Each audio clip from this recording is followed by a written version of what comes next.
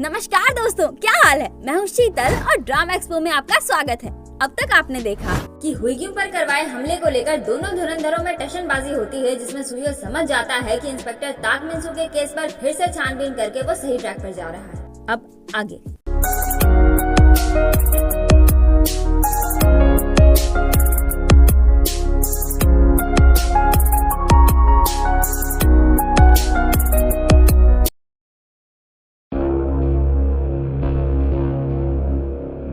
Episode की शुरुआत वहीं से होती है जब सुयोल बोल रहा होता है, इन सब के पीछे भी तुम ही हो ना। इस पर धूर्तिया कुछ नहीं बोलता, लेकिन उसका चेहरा देखने लायक होता है। फिर सुयोल उसके लिए दरवाजा खोल देता है और धूर्तिया बाहर चला जाता है। नारकोटिक्स यूनिट के डिपार्टमेंट से बाहर आने के बाद सुयोल नागिन सेठ को कॉल करके पूछता है कि मरीज वुयुक जागा कि नहीं, पर मरीज वुयुक अभी भी सो ही रहा होता है। उधर अपना बाहुबली और भला मानुस उस जगह पर पहुंचते हैं जहां मरने से पहले घुसखोर ऑफिसर ने अपनी कार छोड़ी थी। ये दोनों घुसखोर की कार में छानबीन करने लगते हैं। जेसियन पूछता है हुईग्यूम के घर से क्या क्या गायब हुआ था। ग्योंगते बताता है कुछ ज्वेलरीज और उनका नेशनल स्पोर्ट्स फेस्टिवल का गोल्ड मेडल। इस पर बाहुबली बोलता है फिर तो चोर वो सारी चीजें लेकर चले भी गए होंगे। तभी पीछे से आकर एक चोर बाहुबली जेसन के सिर पर जोर से एक टपली मारता है और फिर उसका वॉलेट चुरा कर भाग जाता है। भला मानुस तेजी से उसके पीछे भागता है। जेसन उसे रोकता है कि उसके पीछे मत जाओ, ये खतरनाक हो सकता है, लेकिन वो फिर भी भागे ही जा रहा होता है। कुछ देर बाद वो अपने साथ उस चोर को पकड़ कर लाता है। एंड गेस व्हाट, इसे हुईग्यूम का गोल्ड मेडल भी मिल गया। फिर पता चलता है कि भला मानुस उस चोर के पीछे इसलिए नहीं भाग रहा था क्योंकि वो बाहुबली का वॉलेट चुरा कर भागा था, बल्कि जब वो बाहुबली का वॉलेट चुरा रहा था तो भले मानुस ने उसके गले में ये गोल्ड मेडल देखा था, इसीलिए उसने औना ताव देखा और उसके पीछे दौड़ गया।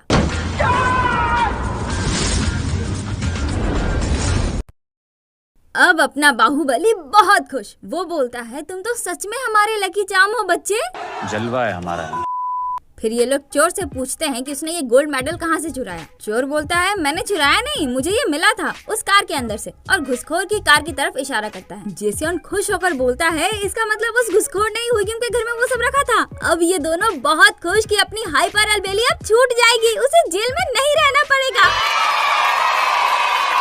तभी जेसियन को याद आता है कि उसका वॉलेट तो चोर के ही पास है। वो उसे अपना वॉलेट मांगता है, पर ये क्या, वॉलेट तो है ही नहीं। ये दोनों चोर के सारे पैकेट चेक करने लगते हैं, पर पता नहीं तभी जेसन के दिमाग में क्या सूझता है, वो ग्योंगते के पैकेट में हाथ डाल देता है। ग्योंगते बिलाई कह रही ये क्या कर रहे हैं आप? सर आप मुझ पर शक कर रहे हैं? जेसन बोलता है अरे नहीं, मैं तो बस ऐसे ही चेक कर रहा था, और फिर से उसे चेक करने लगता है। But you know what, Jason का वॉलेट इस कुत्ते के पास है। थैंक्स टू अपने बाहुबली और भला मानुस अपनी हाइपर अलबेली बेगुनाह साबित हो जाती है और आज वो रिहा होने वाली है। इसीलिए अपना चिंदी लौंडा जेल के सामने हुईग्यूम के बाहर आने का इंतजार करते हुए रेस्टलेस यानी कि अधीर हो रहा है। तभी वहाँ पर अपना सिरफिरा प्रकट होता है जो सुयोल से भी ज्यादा बेचैन है। वो खुद को शांत करने के लिए एक्सरसाइज करने लगता है। सुयोल उसे एक लात मारकर बोलता है घबराना बंद करो। सिरफिरा के बोलता है देखो ये प्यार जो है ना, अब मैं क्या ही बताऊं, मैं अपने दिल को कंट्रोल ही नहीं कर सकता। ये सुनकर सुयोल बोलता है तुम्हें जितनी कोशिश करनी है तुम कर लो, पर तुम और हुईग्यूम कभी भी एक नहीं हो सकते। पता है क्यों? क्योंकि वो मुझसे नफरत करती है। तेरी तो आजकल मैंने तुम्हें कुछ ज्यादा ही छूट दे दी है ना। तभी जेल से कैदी बाहर आना शुरू हो जाते हैं और हुईग्यूम को बाहर आता देख सुयोल उसे हाई करता है, और अपने सिरफिरे का तो क्या ही बताऊं। मेरे ख्यालों की मलिका चारों तरफ तेरी छैया रे, थाम ले आके भैया। मेरे ख्यालों की मलिका चारों तरफ तेरी छैया रे, थाम ले आके भैया। चारों तरफ तेरी छैया रे छैया। सुयोल आगे जाकर उसका बैग उसे ले लेता है और दोनों धनों की तरफ जाने लगते हैं। के अभी भी वहीं खड़ा हुईग्यूम को ही ताड़ रहा होता है। सुयोल बोलता है ये बैग इतना भारी क्यों है, इसके अंदर पत्थर भर रखा है क्या? हुईग्यूम बोलती है मैं भी यही सोच रही हूँ, ये इतना भारी क्यों है? सुयोल बोलता है मतलब? हुईग्यूम अपना बैग खोलती है जिसमें बहुत से लेटर्स नहीं लव लेटर्स होते हैं जो के ने हुईग्यूम के लिए लिखा है। हाँ? जी हाँ, जेल में अक्सर वो उसके लिए लव लेटर्स भेजता था जिसमें कुछ ऐसा लिखा होता, मेरी प्यारी हुईग्यूम के लिए जिसे मैं बहुत मिस करता हूँ। मेरी प्यारी हुईग्यूम प्लीज बीमार मत होना, आई मिस यू। मेरी क्यूट हुईग्यूम के लिए, मेरी खूबसूरत हुईग्यूम के लिए। ये सब क्या है? हाँ मैंने तुमसे कहा था ना कि मुझे कंफ्यूज करने की कोशिश मत करो। मैंने तुम्हें चेतावनी दी थी ना कि मेरे साथ ये सब नौटंकी मत करो। जेल में भी तुम अपने प्रैंक से बाज नहीं आए। सुहेल बोलता है मैं प्रैंक नहीं कर रहा था, बस तुम्हारी चिंता थी मुझे, बस चिंता थी तुम्हारी और कुछ नहीं। अच्छा ये सब छोड़ो, चलो अभी चलते हैं। फिर दोनों कार में बैठकर चले जाते हैं और के अभी भी झाड़ियों में छुपा उन्हें ही देख रहा होता है। रास्ते में सुहेल बोलता है तुम कुछ खाना चाहोगी? चलो टोफू खाते हैं। अपनी भाषा में बोले तो सोयाबीन का पनीर। हुईग्यूम बोलती है नहीं, पहले मैं उसे ढूंढूंगी जिसने जेल में मुझ पर हमला करवाया। उन लोगों ने मुझे मारा नहीं, इसका मतलब जिस किसी ने भी हमला करवाया उसका इंटेंशन मुझे मारना नहीं था बल्कि बस डराना था। लेकिन उन औरतों ने मुझसे कुछ कहा भी नहीं, यानी कि उसकी टारगेट मैं नहीं थी बल्कि मुझ पर हमला करके वो किसी और को डराना चाहता था। सुहेल बोलता है तुम्हें टोफू पसंद है ना? पास में ये एक जगह है जहाँ बहुत स्वादिष्ट टोफू मिलता है। हुईग्यूम बोलती है मैंने कहा ना अभी मेरा खाने का मन नहीं है। एक मिनट रुको, तुम टॉपिक बदलने की कोशिश कर रहे हो ना? तुम्हें कुछ पता है ना? सुहेल बोलता है तुम ऐसा नाटक नहीं कर सकती कि तुमने कुछ भी नोटिस नहीं किया। जाने दो यार। हुईग्यूम बोलती है क्या बात है, बताओ मुझे, ऐसा क्या है जो मैं नहीं जान सकती, बताओ मुझे। उसके बाद एक जगह पर रुककर सुहेल हुईग्यूम को सब कुछ बताता है, जो सुनकर हुईग्यूम के पैरों तले जमीन खिसक जाती है। वो मानने को तैयार ही नहीं है कि इन सब के पीछे इसके कैप्टन साहब यानी कि वो धूर्तिया है जिसे ये इतना मानती है। वो बोलती है तुम्हारी हिम्मत कैसे हुई इस तरह की बकवास करने की? सुहेल बोलता है मुझे तो ये भी लगता है कि इंस्पेक्टर ताक मिन-सू के मौत के पीछे भी उसी का हाथ है। ये सुनकर हुईग्यूम का दिमाग खराब। उधर नागिन सेठ के क्लिनिक में मरीज वू युग जाग जाता है, पर उस समय नागिन सेठ वहाँ नहीं होता। इधर सुयोल हुईग्यूम को उसके घर पहुँचाता है। तभी नागिन सेठ का कॉल आता है जो बताता है कि मरीज वू युग यहाँ नहीं है, वो कहीं चला गया। सुयोल बोलता है क्या, ये क्या बकवास कर रहे हो, मैं अभी आ रहा हूँ। लेकिन तभी एक अननोन नंबर से कॉल आता है जो किसी और का नहीं बल्कि मरीज वू युग का ही होता है। वो बोलता है अगर आपको वो बंदा मिल जाए जिसने आपको उस दिन कॉल किया था तो क्या आप सच में मेरे दोस्त सिमसैंग हो को बेगुनाह साबित कर पाओगे? आपको सच में लगता है कि उस आदमी के पास कोई ऐसा सबूत होगा जिससे ये साबित हो जाए कि मेरे दोस्त पर इंस्पेक्टर ताक मिन-सू के खून का झूठा इल्जाम लगाया जा रहा है? सुहेल बोलता है अचानक से तुम ये सब क्या बोल रहे हो, तुम अभी कहाँ हो? वू युग बोलता है अगर मैं उसकी बेगुनाही साबित कर पाऊँ तो क्या मैं उसके एहसानों का थोड़ा सा भी बदला चुका पाऊंगा? सुहेल बोलता है देखो मिलकर बात करते हैं, ये खतरनाक हो सकता है। वू युग बोलता है शायद मुझे पता है कि उस दिन आपको किसने कॉल किया था, कंफर्म करके मैं आपको दोबारा कॉल करता हूँ। और फिर फोन काट देता है। उसके बाद शाम को वो किसी से मिलने जाता है और पूछता है तुम ही थे ना वो, तुमने ही रियू सुयोल को कॉल किया था ना? फिर दिखाया जाता है कि 2 महीने पहले जब वू युग ने खूनी को जाकर बताया कि सिमसैंग वो इंस्पेक्टर ताक मिन-सू को सब कुछ बताने गया है, तब वहाँ पर इन दोनों के अलावा एक तीसरा आदमी भी था, नार्कोटिक्स यूनिट का वो तीसरा ऑफिसर चैंगी। उसने जैसे ही ये सुना कि सिमसैंग वो इंस्पेक्टर ताक मिन-सू को ये भी बताने वाला है कि नार्कोटिक्स यूनिट के ऑफिसर भी उसके साथ मिले हुए हैं, तो वो उसे रोकने के लिए वहाँ से दौड़कर भागा। End of flashback. प्रेजेंट में मरीज वू युग जिससे मिलने आया है वो कोई और नहीं बल्कि चैंगी ही है। जी हाँ, यही वो बंदा है जिसने सुयोल को कॉल किया था। फिर दिखाया जाता है कि सुयोल एक सुनसान इलाके में पहुंचा हुआ है जहां पुलिस इन्वेस्टिगेशन चल रहा है क्योंकि वहां पर किसी की मौत हो चुकी है। और पता है मौत किसकी हुई है? मरीज वू युग की। जी हाँ, वो भी नशीली ग्लूकोन-डी पाउडर के ओवरडोज की वजह से। सुयोल डिटेक्टिव से बोलता है ये तो ठीक से चल भी नहीं पा रहा था और ना ही इसके पास पैसे थे, और आप ये कह रहे हो कि ये शहर से इतनी दूर खुद से यहाँ आकर ओवरडोज लेकर मर गया? सुयोल बोलता है खैर छोड़ो, आपको मेरा नंबर कहाँ से मिला? डिटेक्टिव बोलता है हमें इसके पैकेट से आपका नंबर मिला था और इसीलिए हमने आपको कॉल कर दिया। अगले दिन अपने घर में बैठी हुईग्यूम सबके फोटोज देखकर सुयोल की बताई बातों को याद कर रही होती है कि इन सब के पीछे उस धूर्तिया का हाथ है। और उधर धूर्तिया अपनी टारगेट प्रैक्टिस कर रहा होता है जिसके साथ नार्कोटिक्स यूनिट का वो तीसरा ऑफिसर चैंगी भी खड़ा होता है जो बहुत परेशान नजर आ रहा होता है। धूर्तिया बोलता है क्या बात है, तुम सुबह से ही बहुत परेशान दिख रहे हो, हुईग्यूम जेल से बाहर आ गई इसलिए क्या? चैंगी बोलता है नहीं, बस रात को ठीक से सो नहीं पाया। धूर्तिया बोलता है मैंने सुना कि सुयोल जिसे अपने साथ उठा कर ले गया था उसकी मौत हो गई। चैंगी बोलता है हाँ, नशे के ओवरडोज की वजह से। धूर्तिया बोलता है पता नहीं वो उसे अपने साथ उठाकर क्यों लेकर गया था, इंस्पेक्टर ताक मिन-सू के केस में तो हमने कोई भी सबूत नहीं छोड़ा था। फिर दिखाया जाता है कि पिछली रात चैंगी ही मरीज वू युग को उस जगह पर ले गया था और उसके खोपड़ी पर बंदूक तानकर उसे धमकाया कि अब से अगर तुम नजर आ गए तो मैं तुम्हारी जान ले लूंगा, तुम और मैं हम दोनों मारे जाएंगे। लेकिन उसने उसे मारा नहीं बल्कि धमका कर फिर वहाँ से चला गया।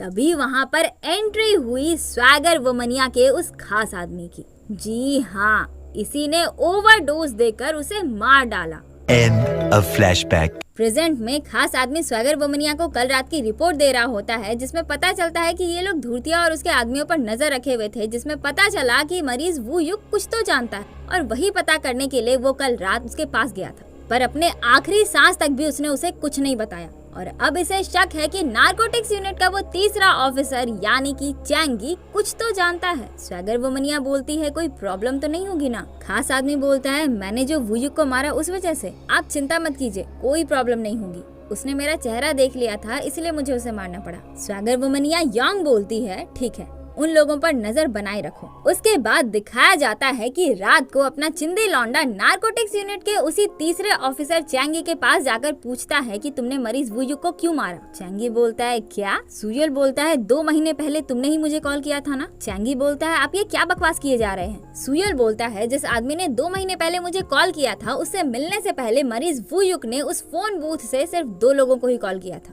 एक तुम और एक मैं। ये सुनकर चैंगी हैरान। सुयल बोलता है क्यों?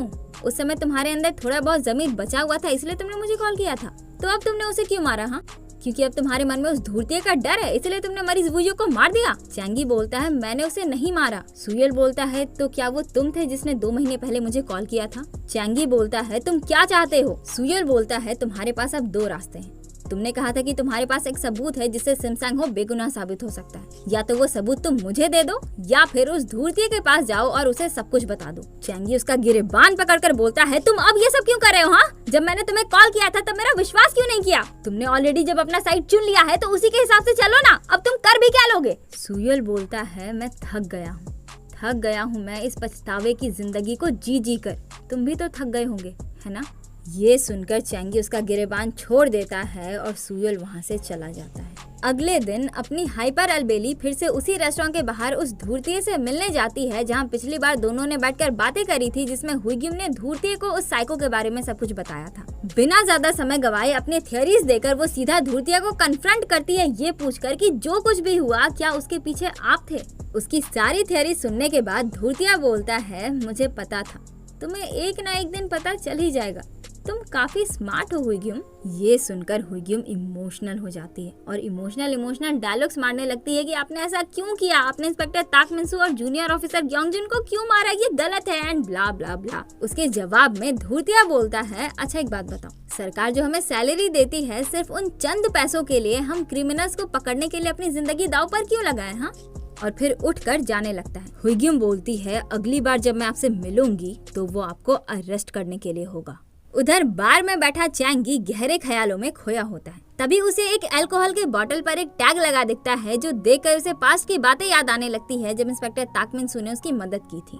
एक्चुअली एक बार इसे पैसों की बहुत ज्यादा जरूरत थी, तब इंस्पेक्टर ताक मिन्सू ने बिना मांगे ही खुद से इसे पैसों की मदद की थी। और ऐसा नहीं है कि इंस्पेक्टर ताक मिन्सू के पास बहुत पैसे थे, उन्होंने तो वो पैसे चैंगी को दे दिए जो अपने बेटे के पढ़ाई के लिए उन्होंने जमा किए थे। चैंगी ने पैसे लेने से मना भी किया ये बोलते हुए कि आप मेरे फैमिली मैटर में ज्यादा घुस मत कीजिए, मैं खुद मैनेज कर लूंगा। पर इंस्पेक्टर ताक मिन्सू ने डांट कर उसे वो पैसे लेने के लिए राजी कर लिया ये बोलकर कि मेरे बेटे को स्कॉलरशिप मिल गई है इसीलिए अब उसे इन पैसों की जरूरत नहीं। फिर उन्होंने उसके लिए एक महंगी शराब भी खरीदी क्योंकि चैंगी को महंगी शराब बहुत पसंद है। प्रेजेंट में चैंगी जो अल्कोहल की बोतल देख रहा है वो वही शराब की बोतल है जो इंस्पेक्टर ताक मिन्सू ने इसके लिए खरीदी थी और इसके टैग में ये लिखा हुआ है कि ये चैंगी के लिए जो महंगी शराब का फैन है मिन्सू की तरफ से। उधर सुयोल मरीज वुयुक के श्राद्ध की रस्म अदा कर रहा होता है, तभी चैंगी का कॉल आता है जो बोलता है आप श्योर हो कि आप उस धूर्तिये को पकड़ लोगे? सुयोल बोलता है मैं उसे पकड़ कर ही रहूंगा, फिर चाहे कुछ भी हो जाए। चैंगी बोलता है 1 घंटे में इंस्पेक्टर ताक मिन्सू के कब्र पर मिलते हैं। फिर वो बार से निकलकर टैक्सी लेने जाता है पर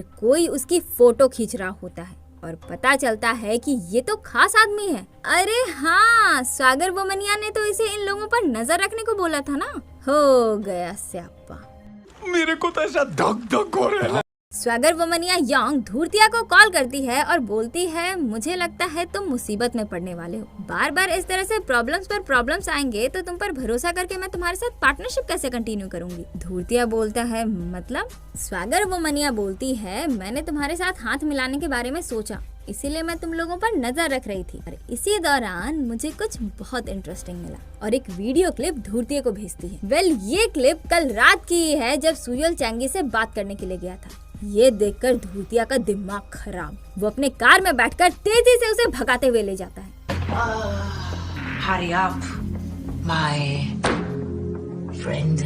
इधर हुई ग्यूम अपने घर में बैठी उस साइको एमएलए के घर में छापामारी के दौरान जो नशीले ग्लूकॉन डी पाउडर्स मिले थे उनके फोटोज देख रही होती है। वैसे ये बात तो आपको पता ही है कि स्वैगर वुमनिया जिस नशीली ग्लूकॉन डी पाउडर का धंधा करती है उसका नाम प्यूपल है। पता नहीं आप लोगों ने अभी तक ये बात नोटिस करी है या नहीं, पर आपने प्यूपल नामक ग्लूकॉन डी पाउडर के पैकेट के ऊपर एक आँख का निशान हमेशा देखा होगा। ये आँख प्यूपल नामक नशीली ग्लूकॉन डी पाउडर की पहचान है। यही देखकर लोग पहचानते हैं कि ये प्यूपल नामक ग्लूकॉन डी पाउडर है। बिल्कुल उसी तरह जैसे आप लोग हमारा ये लोगो देखकर पहचान जाते हैं कि ये ड्रामा एक्सपो है। एनीवे, तो मेरा पॉइंट ये है कि इस आँख की वजह से कोड लैंग्वेज में लोग इस प्यूपल नामक ग्लूकॉन डी पाउडर को आँख कहकर बुलाते हैं। तो अब से अगर कोई आपसे ये कहे कि आँखों में तेरी अजब सी अदाएं हैं, तो आप ये समझिएगा कि प्यूपल नामक नशीली ग्लूकॉन डी पाउडर में अजब सी अदाएं हैं। कुछ भी। सॉरी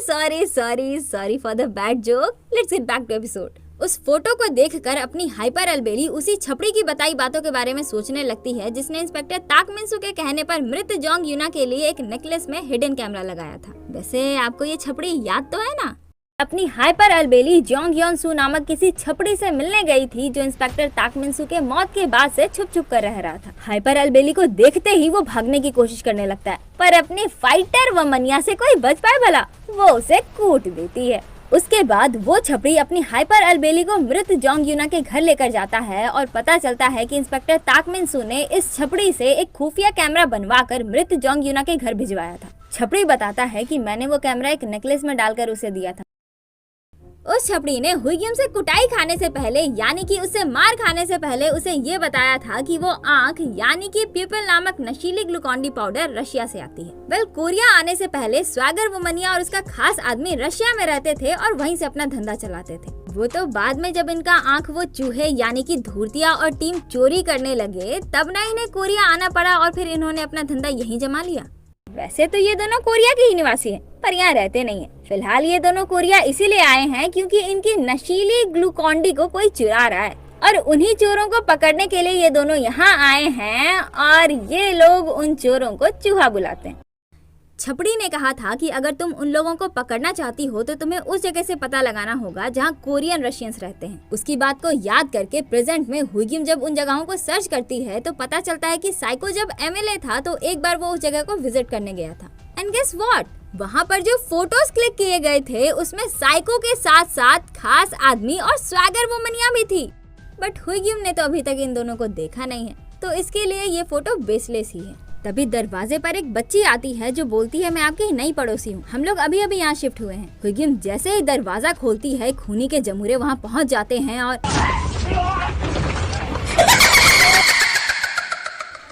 उधर इंस्पेक्टर ताक मिन्सू के कब्र वाली जगह पर चैंगी सुयोल का इंतजार कर रहा होता है, लेकिन सुयोल के वहाँ आने से पहले धूर्तिया वहाँ पहुँच जाता है। वो चैंगी से सबूत मांगता है। चैंगी वहाँ से भाग जाता है और धूर्तिया भी उसके पीछे लग जाता है। तभी सुयोल भी वहाँ दौड़ कर पहुँचता है, पर चैंगी तो यहाँ है ही नहीं। वो खिड़की से देखता है तो ये दोनों भाग रहे होते हैं। फिर क्या था, वो भी भागता है। चैंगी को रोकने के लिए धूर्तिया हवा में गोली चलाता है। गोली की आवाज सुनकर चैंगी रुक जाता है। धूर्तिया उस पर बंदूक तान देता है। चैंगी धूर्तिया को वो सबूत देकर उसके सामने गिड़गिड़ाने लगता है। चैंगी के पास जो सबूत है वो इस फोन में रिकॉर्डेड एक वीडियो है जो इसने तब रिकॉर्ड करी थी जब धूर्तिया इंस्पेक्टर ताक मिन्सू को बिल्डिंग से गिरा रहा था। अब धूर्तिया का गुस्सा 7वें आसमान पर। चैंगी उसके सामने गिड़गिड़ा रहा होता है कि प्लीज इस बार मुझे माफ कर दीजिए, आगे से मैं ऐसा कभी नहीं करूंगा, प्लीज बस एक बार माफ कर दीजिए, आगे से कभी ऐसा नहीं होगा। धूर्तिया बोलता है एक समय था जब मैं लोगों को माफ कर दिया करता था, पर अब नहीं, और उसे मारने लगता है। तभी सुयोल आकर उसे रोक देता है। धूर्तिया बोलता है तुम्हें क्या लगता है तुम मुझे अकेले पकड़ लोगे? सुयोल बोलता है तुम्हें क्या लगता है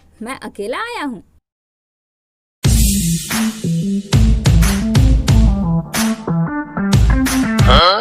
और ये लड़ाई शुरू।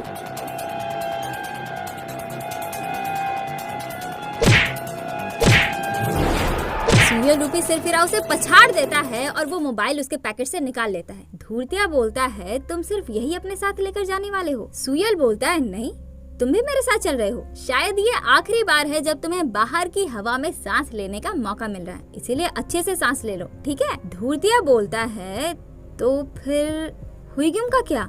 ये सुनकर सुयोल का दिमाग खराब। धूर्तिया बोलता है जिस समय तक हम पुलिस स्टेशन पहुंचेंगे उस समय तक तो हुईग्यूम, बेचारी हुईग्यूम मर चुकी होगी। सुयोल गुस्से से बोलता है ये क्या बकवास कर रहे हो? धूर्तिया बोलता है अब जब मैं यहाँ अकेले आया हूँ तो जाहिर सी बात है कि बिना किसी तैयारी के तो नहीं ही आया हूँगा, है ना? ये सुनकर सुयोल गुस्से से उसे मारने के लिए अपना हाथ उठाता है पर चांगी बोलता है साले जज्बाती कमीने, जब तू ये काम कर ही नहीं सकता है तो तूने अपने साथ साथ मुझे क्यों घसीटा? और उसे एक मौका मारता है। फिर वो फोन जिसमें सबूत है उसे पैर से मार मार कर चकनाचूर करने लगता है। सुयोल उसका पैर पकड़कर उसे रोकने लगता है। तभी धूर्तिया बोलता है यहाँ अपना टाइम वेस्ट मत करो, जल्दी से जंक यार्ड जाओ, हुईग्यूम इंतजार में होगी। और अपने साथ वो फोन लेकर चला जाता है। फिर सुयोल अपनी धन्नो को फटाफट भगाते हुए जंक यार्ड पहुंचता है। वहाँ एक ट्रक के अंदर से धुआं निकल रहा होता है और इसी के अंदर हुईग्यूम बेहोश पड़ी होती है। सुयोल अंदर जाकर उसे उठाने की कोशिश करने लगता है पर तभी बाहर से कोई ट्रक का दरवाजा बंद कर देता है। सुयोल दरवाजे पर मार मार कर उसे तोड़ने की कोशिश करने लगता है पर दरवाजा बहुत मजबूत होता है। जिसने इन्हें बंद किया है वो धूर्तिया को कॉल करके रिपोर्ट करता है। धूर्तिया बोलता है कोई गलती मत करना, दोनों को खत्म कर दो। उसके बाद वो बंदा उस ट्रक को कहीं लेकर जाने लगता है। अंदर सुयोल उस चीज को लात से मार मार कर तोड़ने की कोशिश करता है जिससे धुआं निकल रहा होता है, लेकिन ऐसा करने से धुआं और भी ज्यादा तेजी से निकलने लगता है। वो फिर से हुईग्यूम को उठाने में लग जाता है लेकिन धुएं की वजह से अब इसे भी मदहोशी छाने लगती है। तभी सिरफिरा वहाँ प्रकट हो जाता है और मार मार कर दरवाजा तोड़ने की कोशिश करने लगता है। ये भी मदहोशी की हालत में है पर फिर भी इसने हिम्मत नहीं हारी है। मदहोशी की ही हालत में वो सुयोल से बोलता है ऐसे बैठे मत रहो, मेरे साथ इसे तोड़ने की कोशिश करो। सुयोल बोलता है तुम्हें क्या लगता है ऐसा करने से दरवाजा खुलेगा? सिरफिरा बोलता है तो फिर क्या चाहते हो, हम यहीं मर जाएं?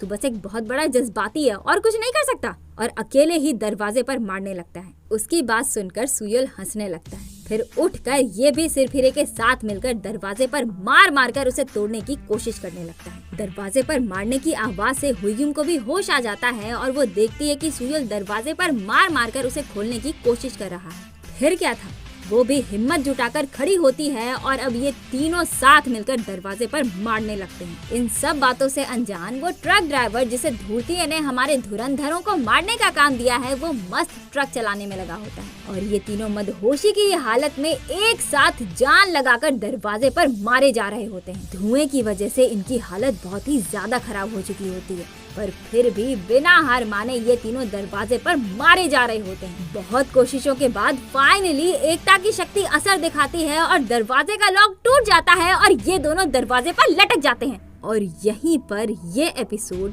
खत्म हो जाता है। तो कैसा लगा ये एपिसोड कमेंट करके जरूर बताइएगा। और हाँ, हमारे सोशल मीडिया अकाउंट्स को भी फॉलो कर लीजिए। अकाउंट्स का लिंक हमारे डिस्क्रिप्शन में भी है और साथ ही आपके स्क्रीन पर भी स्लैश हो रहा है। अब अगर ये वीडियो आपको अच्छी लगी तो एक लाइक कर दीजिए, अपने जैसे ड्रामा लवर दोस्तों के साथ इसे शेयर कर दीजिए और अगर आप इस चैनल पर नए हैं तो चैनल को सब्सक्राइब किए बिना बिल्कुल मत जाइएगा। तो आज के लिए बस इतना ही, मिलते हैं किसी और दिन किसी और वीडियो के साथ। तब तक के लिए अलविदा, जय हिंद।